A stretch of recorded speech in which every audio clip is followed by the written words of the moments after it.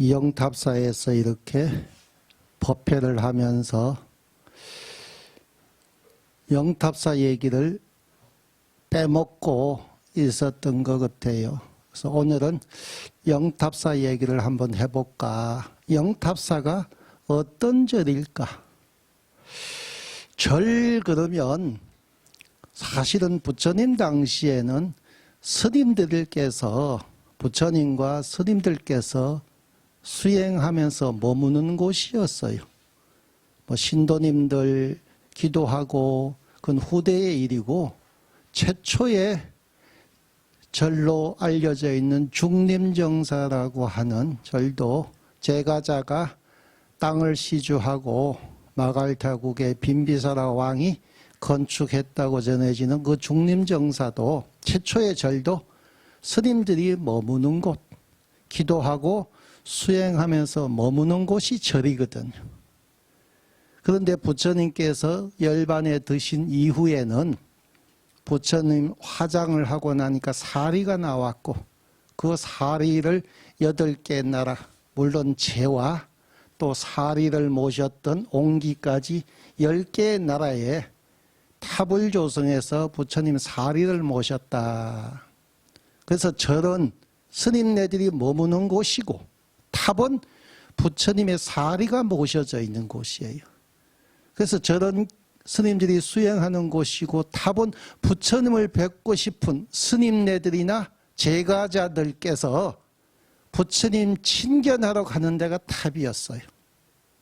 그래서 탑하고 절은 다른 거예요. 예. 그런데 세월이 흐르면서 이 탑 주위에 스님들 혹은 제가자 여러분들이 모이니까 거처를 마련하게 되고, 그래서 탑 주위에 절이 형성이 됐다. 지금도 인도 보드가야에 가보면 그렇잖아요. 부처님을 친견하기 위해서 전 세계에서 수많은 수행자들이 몰려와서 짧게는 하루만 참배하고 가지만 길게는 100일, 1년을 머물면서 거기서 기도하고 수행한단 말이에요. 그런 분들이 머물 수 있는 거처를 짓다 보니까 탑 주위에 건물이 들어서고, 그러면 건물이 들어서서 스님네들 제가자들이 모여 있다 보니까 규칙적인 의식이 필요하니까 아침 저녁으로 부처님을 친견하고자 예불을 모시고 또 기도하게 되고 수행하게 됐어요. 그래서 그러한 형태가 지금 우리나라에 보면 절에 가면 탑이 있고, 탑이 있는 곳에는 승방이 있더라. 그 승방 탑이 신라시대, 특히 서라벌 경주, 그죠?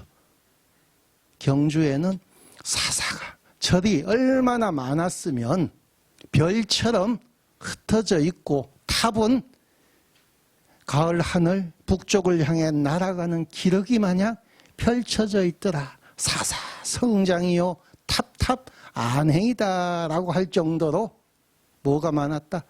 절이 많았고 탑이 많았어요. 왜? 부처님을 친견하고 깨달음을 얻어서 성불하기 위해서. 그렇게 절이 많은데, 특히 우리나라에는 이 수많은 절들 가운데서 여러분들 잘 아다시피 5대 정멸보궁 혹은 삼보사찰 얘기 들어보셨죠? 삼보사찰 그러면 삼보, 불보, 법보, 승보, 그래서 통도사, 해인사, 송광사를 삼보사찰 그래요. 5대 정멸보궁 그러면은 설악산 봉정암부터 시작해서 남쪽의 통도사까지. 그런데 삼보사찰과 5대 정멸보궁 구조를 한번 잠깐 들다 보면은, 보통 우리가 절에 가면 탑은 어디에 있어요? 마당에 있어요. 그 도량 한가운데, 대웅전 앞에 있다가 아니고요. 그 도량 한가운데 센터에 있는 거예요. 그리고 의식을 하고 부처님을 친견하는 행위를 하고자 법당, 대웅전을 건립을 해서 눈으로 친견할 수 있는 불상을 조성해서 모셔놓고 있는데, 보통은 그렇게 마당 한가운데 탑이 있고 주위에 승방, 정각이 있었다. 그런데 우리가 성지순례를 다녀들 오셨으니까 이제 기억을 한번 떠올려 보자. 삼보사찰과 그죠? 5대 정멸복궁에 가면 특징이 하나 있어요. 삼보사찰 대웅전 뒤에 한번 가보세요. 삼보사찰도 대웅전 앞에 탑은 있을 수가 있는데요. 삼보사찰, 불보사찰, 통도사 가보면 대웅전 금강계단 안에 들어가면 아무것도 없고 대웅전 뒤에 부처님 사리탑이 있죠.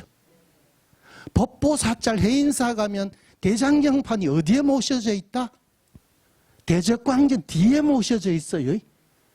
대적광전 뒤에. 우리가 절을 하면 대웅전이나 대적광전에 들어가서 절을 하면 어디에다 절을 한다? 불보와 법보와 승보에 절은. 송광사도 가보세요. 그 대웅전 뒤에 보면 수선사가 있어요. 보통은 대웅전 뒤에는 아무것도 없어요. 그렇죠? 근데 5대 정멸복궁 가보셨잖아.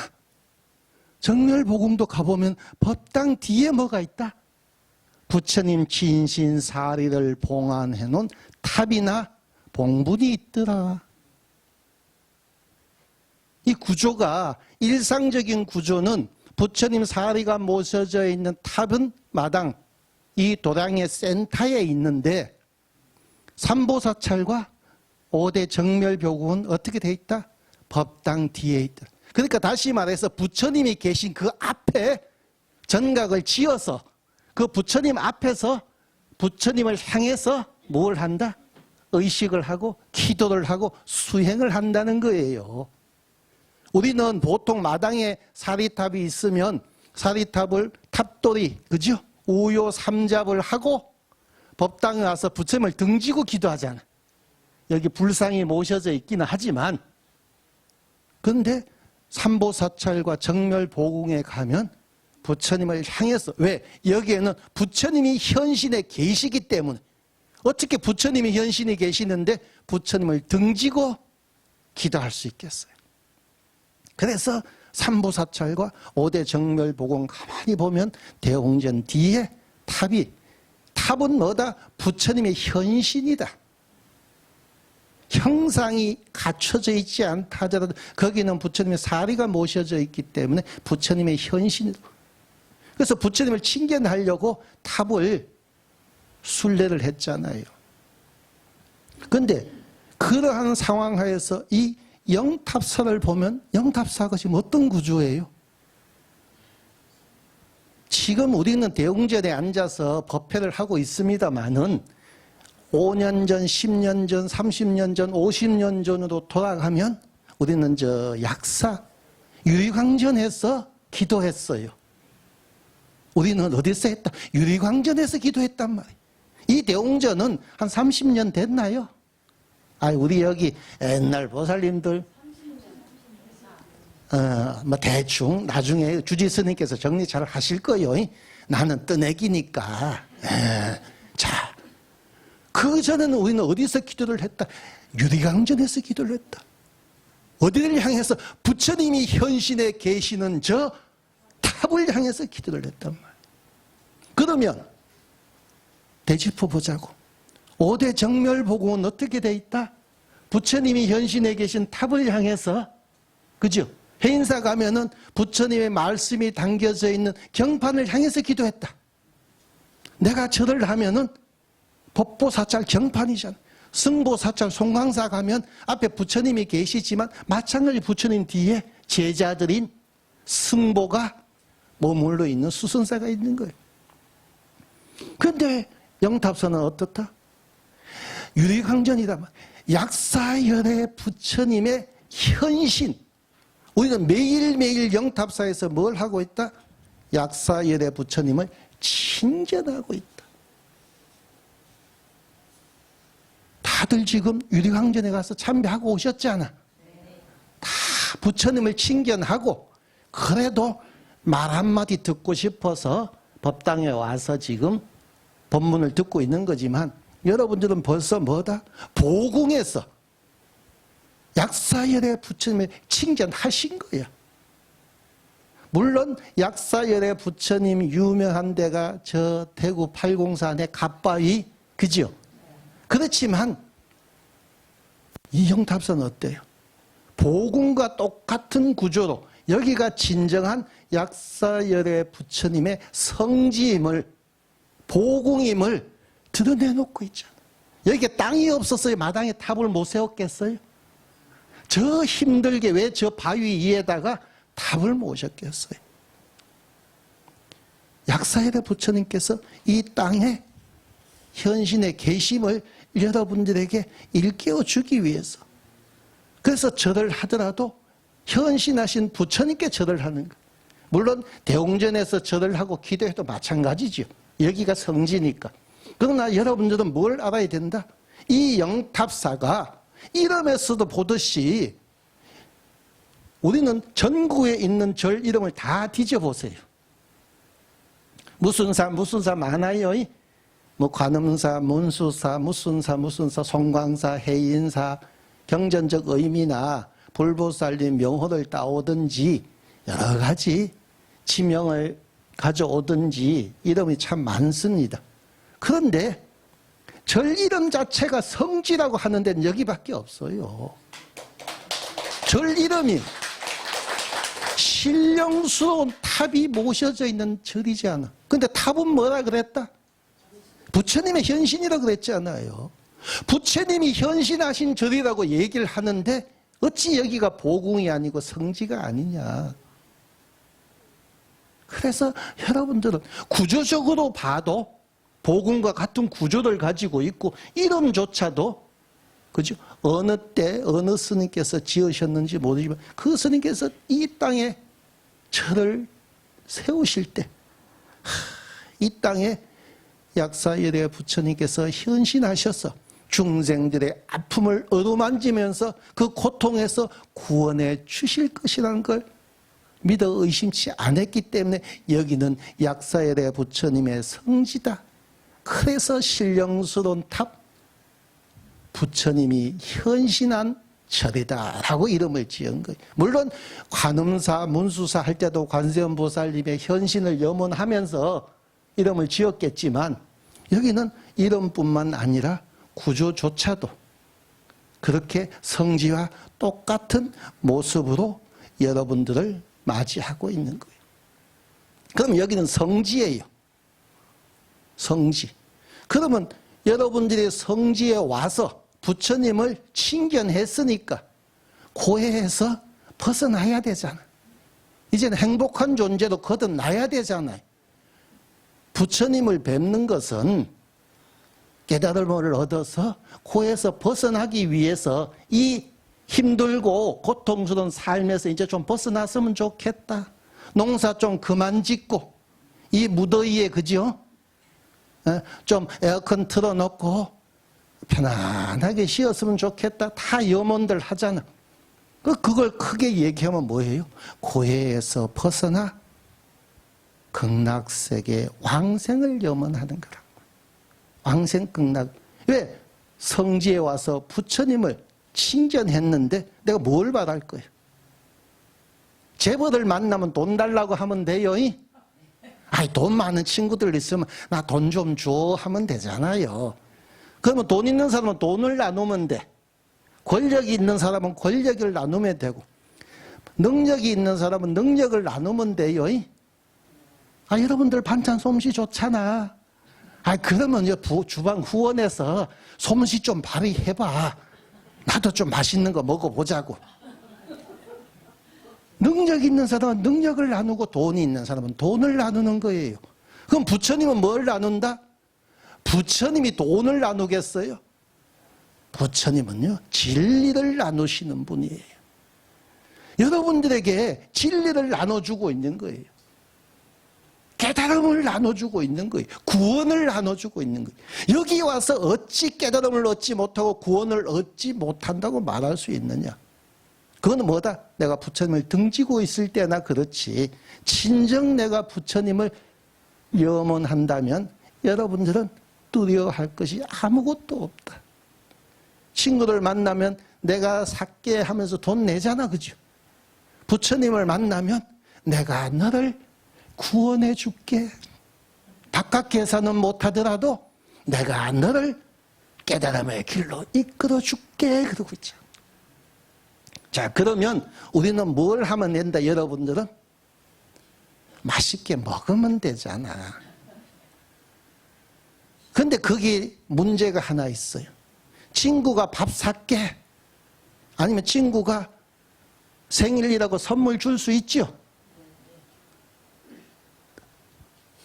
어떤 사람은 말이요, 친구가 밥을 산다고 하는데 가면 맛있게 먹으면 되는데 딱 숟가락 들려고 하다가 딱 그런다.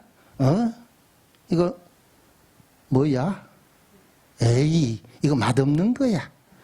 이거 뭐야 하면서 이제 따지기 시작하는 거야. 얻어먹을 때는 주는 대로 먹으면 돼요.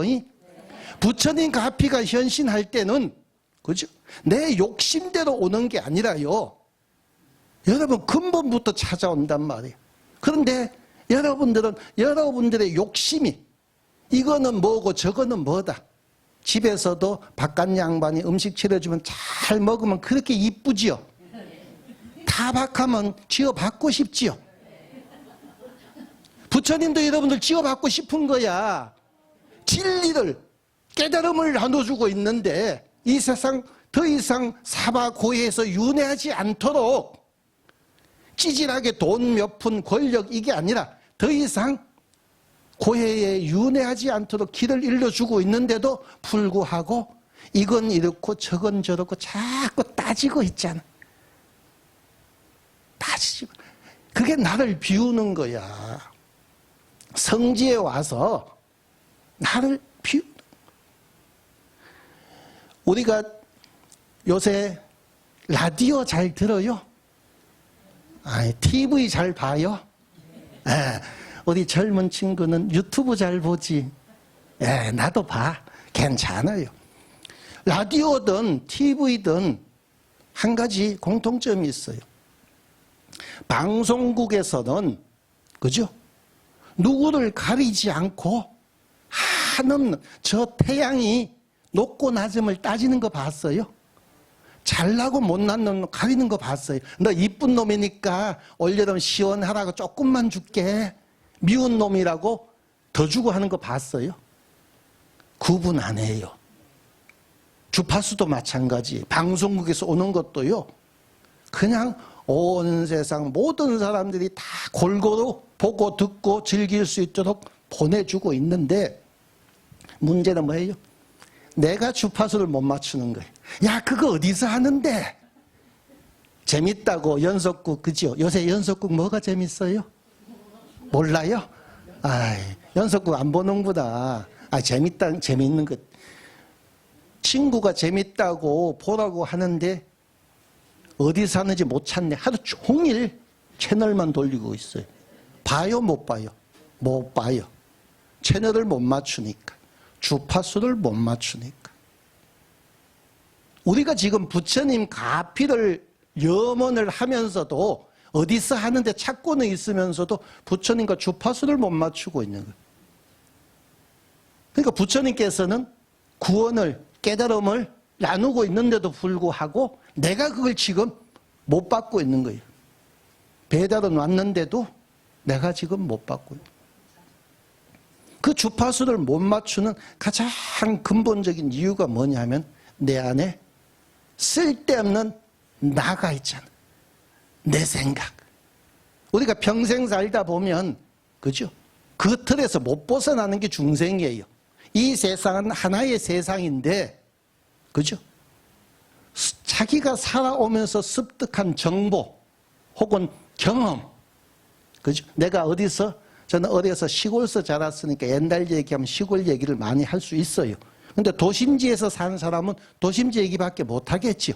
자기가 살아온 삶의 경험이 쌓여서 자기를 형성해요. 근데 그것이 참나냐 하면 경험의 축적일 뿐인 거예요. 이렇게 경험하면 이런 나가 형성이 되고요. 이런 경험을 하면 이런 나가 형성이 되는 거예요. 우리가 참 어머니들 대단하거든요. 이 험난한 세상 얼마나 악착같이 잘 살아오셨어요. 그런데 어떤 면에서 보면 참 또 드세요. 아우, 왜 저렇게 드세지? 저렇게 이쁘신 보살님들이 왜 저렇게 드셀까? 원래부터 드셌을까? 태어날 때는 공주님으로 태어났는데 살다 보니까 조건들에 의해서 드세진 거예요. 무수리가 돼버린 거예요. 나는 원래부터 무수리가 아니에요. 원래부터 중생이 아니에요. 어떤 터전에서 내가 어떤 삶을 살았냐를 봐야 돼. 그 삶을 통해서 여러분들은 거짓 자아가 형성돼 있어. 내가, 내 생각, 내 거. 근데 내 거는 하나도 없다는 거 알잖아요. 생각은 아침에는 요랬다가 저녁에 되면 아이고 내가 아까 왜 그랬지 하면서 후회하고, 생각도 끊임없이 바뀌죠. 나는 없는 거예요. 거짓된 정보만 있는 거예요. 그러니까 거짓된 정보로 거짓된 자아가 형성이 돼 있으니까 주파수를 못 맞추는 거예요. 나를 비워야 되는 거예요. 이 성지에 와서 나를 비우는 연습을 하는 거예요. 그런데 여러분들이 잘못 알고 이해하시면 안 되는 거예요. 무아라 그러고 무심이라 그러고 나를 버리라고 한다고 TV 갖다 버리는 사람이 있어요. 스님들이 하는 얘기가 TV 버리라는 얘기가 아니에요. 주파수를 잘 맞추라는 얘기지, 나를 버리라는 것은 약 먹고 각 죽으라는 얘기 아니에요. 죽으면 어떻게 해요? 다시 그 데이터 업을 통해서 다시 윤회하는데, 끊임없이 윤회하는데, 그래서 윤회를 하지 않는 법은 라디오를 버리는 것이 아니라, 나를 버리는 것이 아니라 내 안에 거짓된 자아, 주파수를 맞추면 돼. 그래서 여러분들이 하고 있는 거 포기할 필요 없어요. 밥하는 거 포기할 거 뭐가 있어요?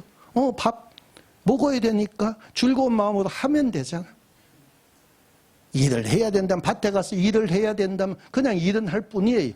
그렇지만 이제부터 내 안에 거짓된 자아를 버리는 연습을 통해서 주파수를 제대로 찾으면 방송국과 나는 하나죠.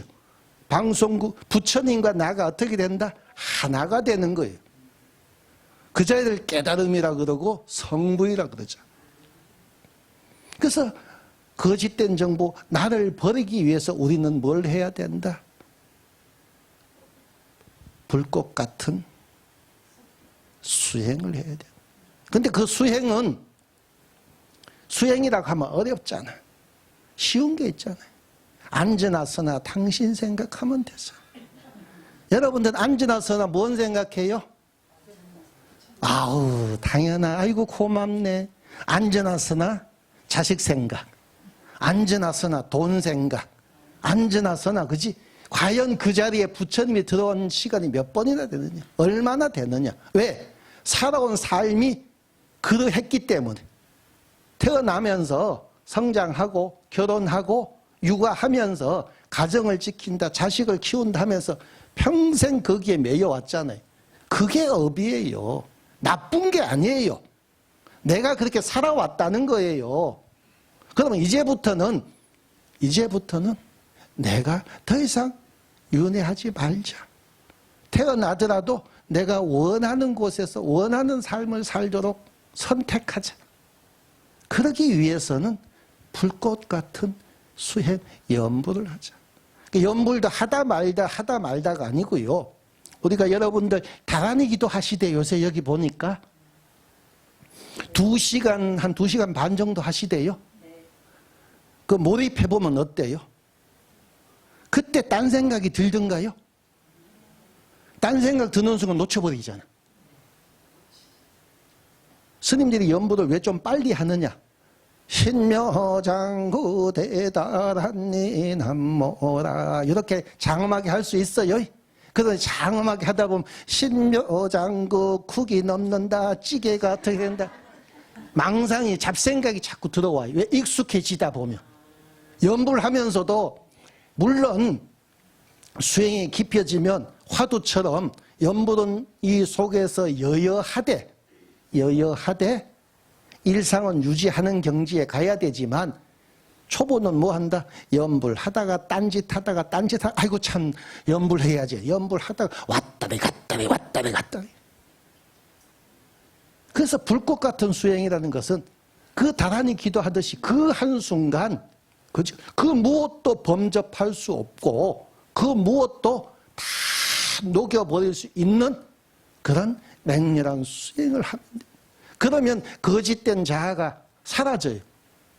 50년, 60년, 70년 쌓아온 습관이 있잖아요. 그죠? 나도 모르게 누우면 자식 생각부터 먼저 드는 거 습관이요.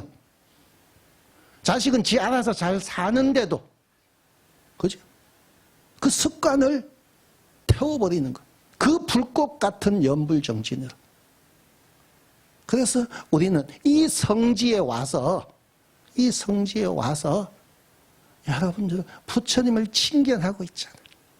그러면 부처님이 나누어주시는 가피를 받아가려면 그럼 불꽃 같은 수행을 해야 돼요.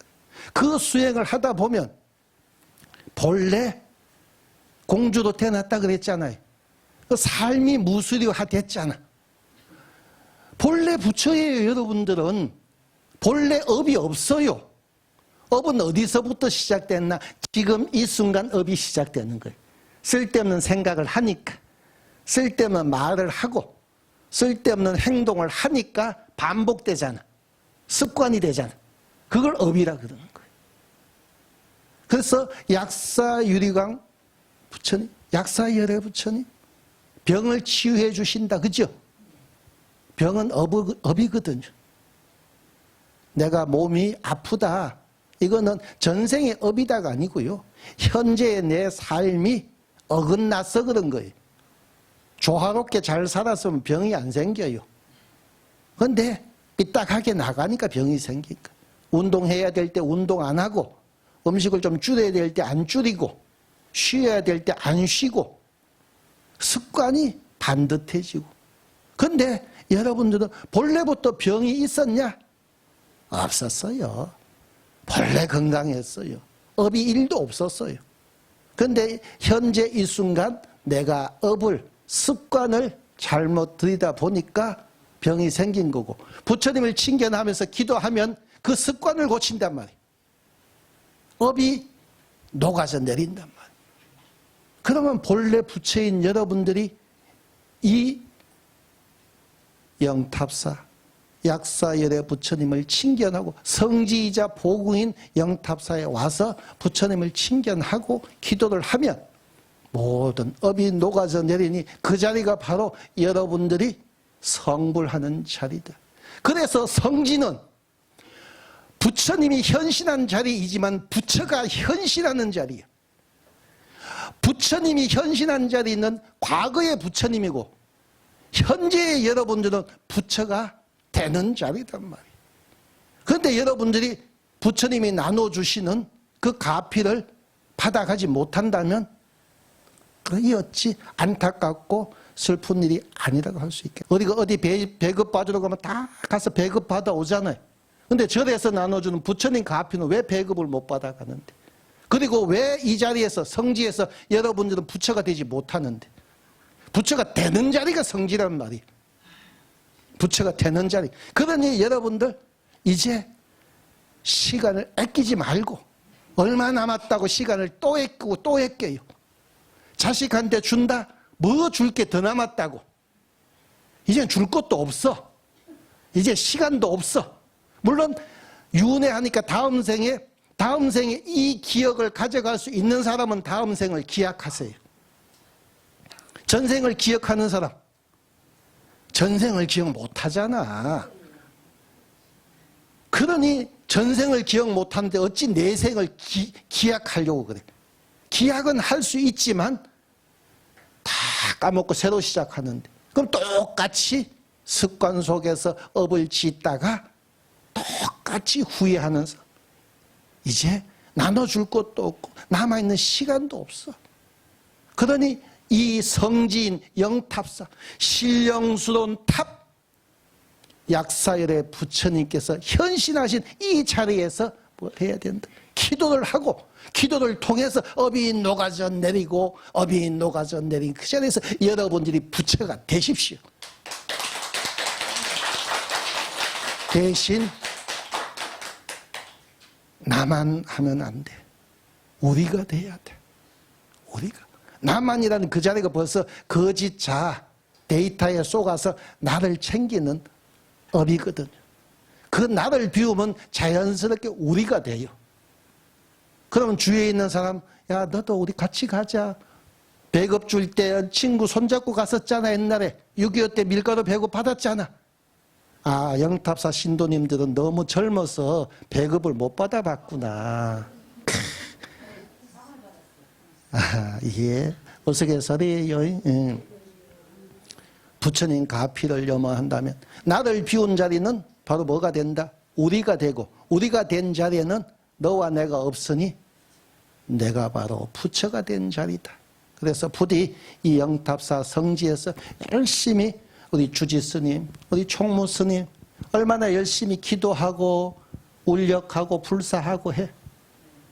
내가 없으니까 불사하는 거야. 주지가 운전 누가 해? 주지라는 마음을 내려놨잖아. 여러분도 여러분들 비우는 거예요. 그냥 성지에 부처님 뵈러 가니까 좋아서 오고 업을 씻을 수 있다니까 기도하고 기도하는 그 자리에 여러분들이 서서히 몸에서 광채가 나기 시작하는 거예요. 전에는 지질이 궁상이었다면 영탑사에서 기도하고 가는 그 순간부터 빛이 나기 시작하는 거예요. 엄마는 절에 갔다 오면 이상하게 변해 있어. 마누라가 절에 갔다 오니까 이상하게 달라져 있어. 그게 뭐예요? 저 발끝부터 부처님의 광채가 나기 시작하거든. 금방 못 알아보고 그냥 변했네, 그 정도가 되는 거예요. 그래서 여러분들 그런 마음으로 이 성지에서 기도해서 부처되는 그날을 기약하도록 하십시오. 자, 마치겠습니다. 성불하십시오.